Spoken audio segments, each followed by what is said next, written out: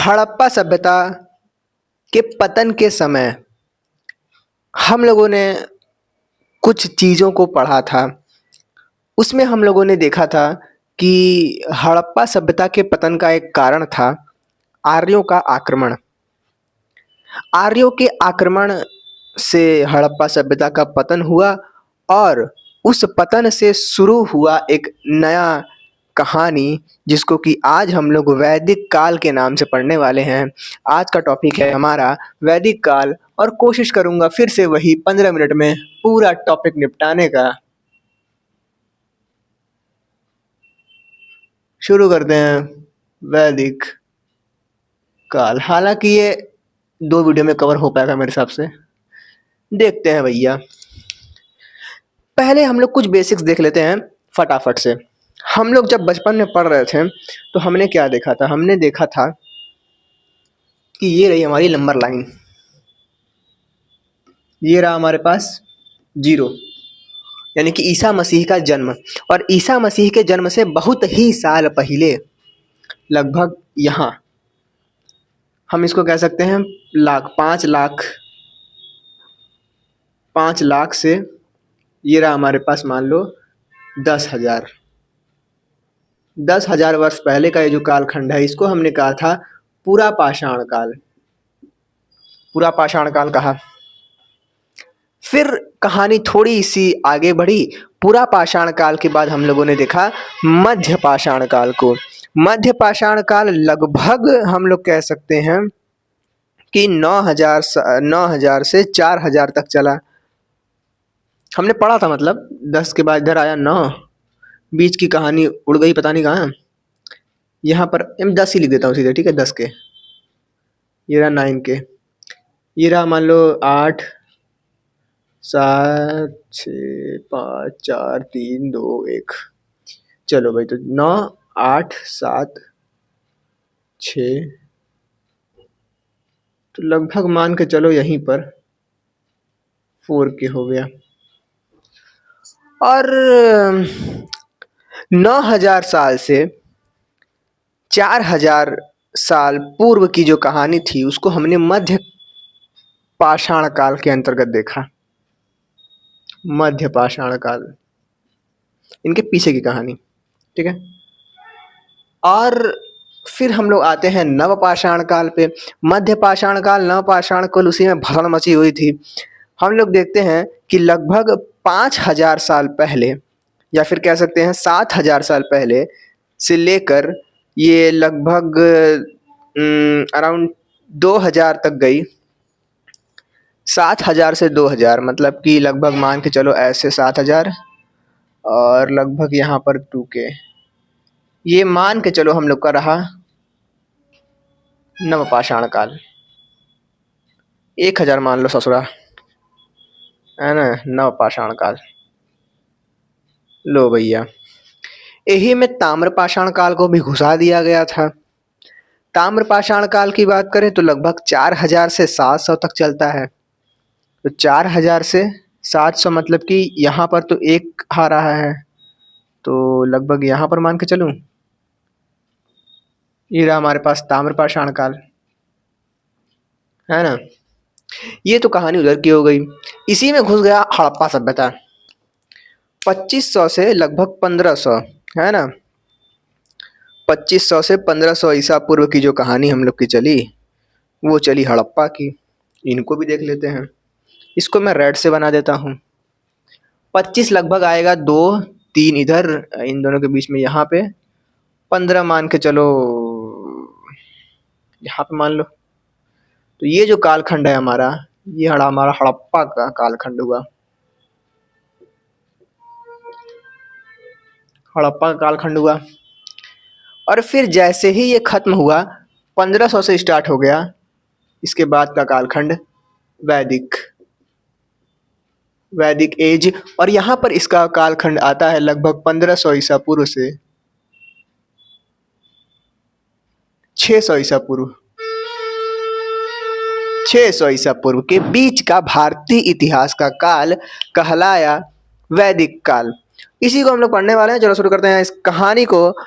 वैदिक काल की बात करें तो वैदिक काल पुनः 2 भाग में विभाजित था। मतलब वैदिक काल के अंतर्गत हम लोगों ने फिर से 2 एजेस देखे। एक तो ऋग वैदिक काल और एक उत्तर वैदिक काल। ऋग वैदिक काल की एक विशेषता यही थी कि यहाँ पर हम लोगों को बहुत सारे लिखे हुए या फिर न लिखे हुए साहित्य मिले। उन साहित्य के द्वारा हम लोगों ने वहाँ का इतिहास पता किया, जिसको कि हम लोग पढ़ने वाले हैं। वैदिक काल 2 प्रकार से हमने देखा, ऋग्वैदिक काल, ऋग्वैदिक काल, और हम लोगों ने देखा उत्तर वैदिक काल। उत्तर वैदिक काल ये चलता है 1500 से लगभग 1000 मान के चलो, और ये चलता है 1000 से लगभग 600 मान के चलो। ठीक है, अबे 6000 हो गया। ठीक है, 1000 से 600, मतलब ये रहा हमारे पास पूरा वैदिक काल का ग्राफ। 1500 से 600 के बीच का जो कर्मकांड हो रहा है वो हमारा वैदिक काल के अंतर्गत है। इसके बीच में यहाँ पर हमारे पास आ गया 1000, ये हमारा ऋग्वेद, ये हमारा उत्तर वैदिक। ठीक है भाई, इतना कहानी समझ में आ गया है। अब मैं इस कहानी को मिटाता हूँ, तो बस रिवीजन के लिए था। चलो भैया, ठीक है, वैदिक काल ये हो गया। अब वैदिक काल के अंतर्गत हम लोग ने पढ़ा था नहीं, मतलब आर्यों का आक्रमण। तो आर्य कौन थे ये तो पता होना चाहिए। तो आर्य संस्कृत भाषा का एक शब्द है, इसका अर्थ होता है श्रेष्ठ। और ये कहाँ से आए थे, इस प्रश्न का 3 लोग मुख्य तौर पर उत्तर देते हैं। मतलब उत्तर बहुत लोग दिए, परंतु 3 हम लोग के पास मुख्य नाम है। पहला नाम है बाल गंगाधर तिलक। मोटू से नहीं चेक्टो, बाल गंगाधर तिलक, बाल गंगाधर तिलक। इन्होंने कहा कि ये उत्तरी ध्रुव से आए हैं, क्योंकि इनके कुछ उसमें उत्तरी ध्रुव का जिक्र मिलता है, कुछ इनके ग्रंथों में उत्तरी ध्रुव का जिक्र मिलता है। इन्होंने कहा कि ठीक है, बाल गंगाधर तिलक उत्तरी ध्रुव से आए हैं। फिर एक दूसरे आए दयानंद सरस्वती। दयानंद सरस्वती, उन्होंने कहा तिब्बत से आए हैं, क्योंकि तिब्बत, उनके ग्रंथ में तिब्बत का जिक्र है ना। तो इन्होंने कहा तिब्बत से आए हैं। पहले कौन आए, तिलक जी आए। तिलक ने कहा कि उत्तरी ध्रुव से आए हैं, मतलब ये रही हमारी पृथ्वी, यहाँ से आए हैं। फिर उसके बाद आए कौन, दयानंद सरस्वती। वो कहें कि ये भारत है, इधर है, यहाँ तिब्बत वाला इलाका है, तिब्बत से आए हैं भारत। ये बोले यहाँ से आए हैं, मतलब इधर इधर इधर से। फिर आए तीसरे, मैक्स मैक्स मूलर आए। मैक्स मूलर जब आए तो उन्होंने कहा कि तुम दोनों किनारे निकलो। मैक्स मूलर आए, उन्होंने कहा तुम दोनों किनारे निकलो। ये ना यहाँ से आए ना यहाँ से आए, हो सकता है कुछ आए भी हों, परंतु ये यहाँ से आए। एकदम यहाँ से नहीं, मतलब कुछ ऐसे यहाँ से, भारत के ऊपर ये ईरान, इलाक, कजाकिस्तान वाला इलाका जो है ना, कजाकिस्तान, उज्बेकिस्तान, किर्गिस्तान, ये सब कहानी जो है वो यहाँ से आए। मध्य एशिया से आए, क्योंकि इनके ग्रंथों में मध्य एशिया का जिक्र मिलता है। और ये घुमक्कड़ थे, इसलिए घूमते घूमते यहाँ से यहाँ कूद आए भारत में, और फिर हड़प्पा सभ्यता को हरा के इन्होंने कब्जा कर लिया। यानी कि इनके अनुसार आर्य घुमंतु तथा यायावर जीवन जीते थे, तथा ये युद्ध प्रिय लोग थे। युद्ध प्रिय लोग थे। मध्य एशिया में ये भारत आए और शांति प्रिय हड़प्पा लोगों को हराकर, मारकर भारत में इन्होंने प्रवेश कर लिया और कहानी अपनी जो है बना ली। अब हम लोग देखते हैं कुछ नई चीजों को। आर्यों का भौगोलिक विस्तार। ये रहा हमारा भारत, ऐसे। ये रहा भारत हमारा, मान लो ऐसे। उस समय तो भारत ऐसा ही था पूरा, और भी विस्तार होगा तो होगा। अरे उस समय भारत का अरे भैया, वो तो पूरा भूगोल था उस समय, है ना, सब गोल, कुछ सीमाएं नहीं। खैर, अफगानिस्तान, पाकिस्तान और यहाँ का इलाका, ये इतने इलाके थे जहां पर कि हम लोग देखते हैं वैदिक सभ्यता देखने को मिली। और वो भी कौन सी वैदिक सभ्यता, ऋग वैदिक सभ्यता। परंतु अगर बात करते हैं उत्तर वैदिक सभ्यता की, तो उत्तर वैदिक सभ्यता में लोहे का आविष्कार हो जाता है, और वो लोग आ जाते हैं इधर समतल एरिया में, क्योंकि लोहे से उन लोग बना देते हैं बहुत सारे उपकरण जो कि खेती में काम आते हैं। और क्योंकि उनको समतल जगह चाहिए था, तो ये यहाँ से अफगानिस्तान के पहाड़ी इलाके को और यहाँ पर जो क्षेत्र है उनको छोड़कर ये इधर आते हैं घूमते घूमते, और उत्तर प्रदेश, पंजाब इधर क्षेत्र में आकर उत्तर भारत में आके बिहार तक भी इनका जिक्र मिलता है और यहाँ पर आकर ये अपना खेती बाड़ी शुरू कर देते हैं। हम लोग देखते हैं कि ऋग्वेद में वर्णित नदियों में से इनके भौगोलिक विस्तार का पता चलता है, जो कि अफगानिस्तान, पाकिस्तान, उत्तर पश्चिम भारत है। अफगानिस्तान में काबुल नदी, सुवास्तु नदी या स्वात नदी करके अभी हो गया है, और सप्तसिंधु नदी तो हमने पढ़ा ही था। तो यहाँ से पता चलता है कि भाई ऋग्वेद में जो ऋग्वैदिक काल है उसमें यहाँ के जो इलाके के लोग थे वो ऋग्वैदिक काल ही थे, है ना, ये इलाके। और इधर इलाका उत्तर वैदिक। आगे हम लोग देखते हैं उत्तर वैदिक आर्य सन 1000 BC में लोहे की खोज कर लेते हैं, कृषि संयंत्र बनने लगते हैं। किसी यंत्र बनने लगते हैं मतलब कुल्हाड़ी वगैरह बनने लगता है, बहुत सारे औजार बनने लगते हैं कि जिससे खेती करी जा सके। अब इनका रुख उत्तर भारत के मैदान की ओर होता है। इनका भौगोलिक विस्तार सप्त सिंधु प्रदेश से आगे बढ़ता है और गंगा यमुना बिहार तक हो जाता है। अगर हम लोग बात करते हैं ऋग्वैदिक काल में, तो ऋग्वैदिक काल के जो लोग थे वो उत्तर भारत में नहीं रहते थे। इसका एक और प्रमाण मिलता है, मतलब उत्तर प्रदेश वाले इलाके में नहीं रहते थे। इसका एक और प्रमाण मिलता है कि इनके जो ऋग्वैदिक काल के जो ग्रंथ बने उसमें गंगा का जो जिक्र है वो केवल एक बार हुआ है, बस एक बार। यमुना नदी का जिक्र केवल 3 बार हुआ है। तो हम लोग कहते हैं कि नहीं भैया, मतलब ये वहां तो नहीं रहते होंगे, तभी ये उतना जिक्र नहीं कर पाए। परंतु अगर हम लोग बात करते हैं उत्तर वैदिक काल के ग्रंथों की, तो यहाँ पर यमुना और गंगा नदी का जो जिक्र है वो बहुत ही ज्यादा बार किया गया है। तो ये भी एक पता चलता है इतिहासकारों के द्वारा। साक्ष्य पता करें हम लोग उत्तर वैदिक काल के आर्यों की, तो हम लोग को एक साक्ष्य मिलता है शतपथ, एक क्या बहुत सारे साक्ष्य है, एक साथ लिखा है मैंने। शतपथ ब्राह्मण ग्रंथ में राजा विदेह माधव की कहानी के अंतर्गत सदा नीरा नदी का उल्लेख मिलता है, जो कि गंडक नदी है, जो कि हमारे इधर स्थित है, इस एरियाज में स्थित है। चलो भैया, अभी तक हमने क्या क्या देखा? वैदिक काल, ऋग्वैदिक काल, उत्तर वैदिक काल 1500 से 600 ईसा पूर्व, पूरा वैदिक काल, पूरे वैदिक काल में ऋग्वैदिक काल 1500 से 1000, 1000 से 600, उत्तर वैदिक में किसका आविष्कार हुआ? लोहे का आविष्कार हुआ। किस सन में हुआ? तो भैया 1000 BC में हुआ।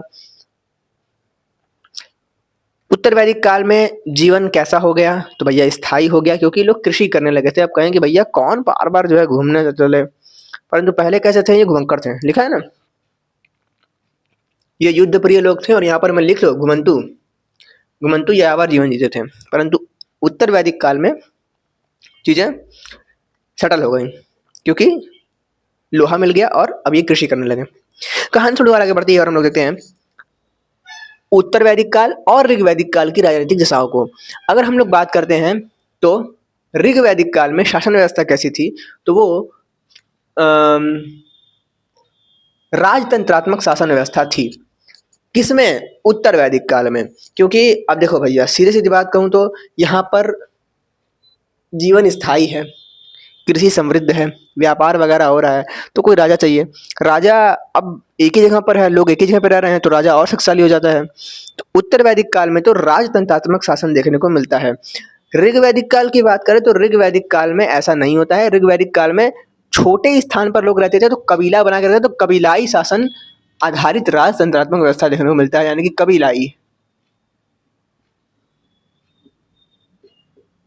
कबीलाई शासन आधारित राज्य व्यवस्था देखने को मिलता है। और यहाँ पर मिलता है हम लोगों को राजतंत्रात्मक। ले भैया जना गंदा नहीं, चलो। तो ये हो गया शासन कैसा, इधर कबीलाई, इधर राजतंत्रात्मक। राजनैतिक संस्थाओं की बात करें तो सभा, समिति और एक और है जिसका नाम है विद्य। ये 3 संस्थाएं मौजूद थी, सभा, समिति और विद्य।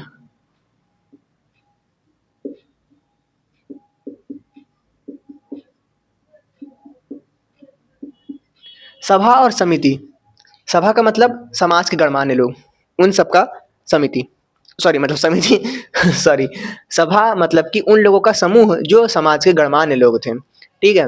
और समिति का मतलब जो जनसाधारण लोग थे उनका समूह। विद्य कौन थे? सबसे प्राचीन राजनीतिक संस्था, उसको विद्य कहा गया। ऋग वैदिक काल में ऐसा कहानी चल रहा था, उत्तर वैदिक काल में आए तो यहाँ यहाँ सब कुछ सेम था, सेम। आगे बढ़ा कहानी तब भी सेम था, परंतु ये समाप्त। ठीक है। प्रशासनिक ढांचा, अब ये राजनीतिक संस्थाएं काम कर रहे हैं तो इसको प्रशासन तो इसको चाहिए ना कुछ, मतलब जो चलाए। तो पुरोहित, सेनानी और ग्रामीणी यहाँ पर काम करते थे। पुरोहित राजा सलाहकार के रूप में होते थे, सेनानी सेना के प्रमुख होते थे, कबीले के मुखिया को हम लोग कहते थे ग्रामीणी, कबीले के मुखिया को कहते हैं ग्रामीणी। यहाँ पर ये तीनों चीजें सेम रही उत्तर वैदिक काल में भी। उत्तर वैदिक काल में स्थायी जीवन, कृषि में समृद्धि और बढ़ते व्यापार से राजा शक्तिशाली हो गया। मैंने बताया था ना अभी थोड़ी देर पहले कि भैया एक ही जगह पे सब कोई रह रहा है तो राजा की डिमांड बढ़ेगी तो और शक्तिशाली होगा वो, है ना। चीजें आगे बढ़ी। अगर बात करें उत्तर की, तो उत्तर में राजा को विराट कहा जाता था। अगर इधर की बात करें, पूर्व की बात करें, तो यहाँ पर हम लोग सम्राट कहते थे। ठीक है। यहाँ पर कहते थे राजा को भोज, है ना। उत्तर में क्या कहते थे? राजा को विराट कहते थे कि विराट विक्रमादित्य आ रहे हैं, जस्ट सपोज। पूर्व में सम्राट, नीचे भोज, और दक्षिण में बड़ा गंदा नाम है एक राट। एक राट।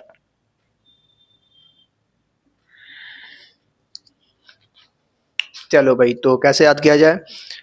आपके पूरब से।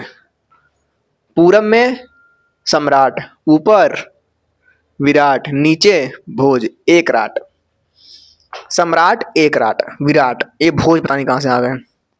इधर सम्राट, एक राट, विराट, भोज। और कहानी हमारी खत्म हुई। लगभग 15 मिनट हो भी गए होंगे मेरे हिसाब से, और 17 मिनट हो चुके हैं। रिवीजन हम लोग का इतने पेज का तो हो चुका है। आज हम लोग ने यही देखा कि वैदिक काल में ऋग वैदिक काल और उत्तर वैदिक काल की राजनीतिक दशाएं कैसी थी और इनका भौगोलिक विस्तार कैसा था। और बाकी चीजें हम लोग आगे वीडियो में देखेंगे। तब तक के लिए बाय बाय, मिलते हैं नेक्स्ट वीडियो में रिवीजन के साथ।